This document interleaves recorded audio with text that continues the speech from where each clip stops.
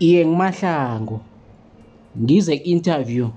Anginamali ngisho nangi-aplayela umberego loyo bengifuna umsebenzi kuze ngithole imali.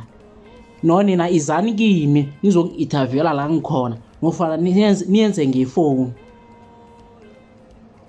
Wo, lalela-ke ngiyayizwa lo mbuzo wakho engikhuthaze ukuthi ngi-aplayele umberego ngiyasibetha isidudla sepama kanti singobu-security na. Oh ngwemochari hhayi ngiza ngamabomu ngiyakudlalisa man. Ya yabona mina ngisho ngizabe ngidrayiva le yi-family car imodoro. Ya mina angizwani nokubona umuntu aphila emhlabeni. Angizwani nokubona umuntu aphila ngiyokutransporta nentombo.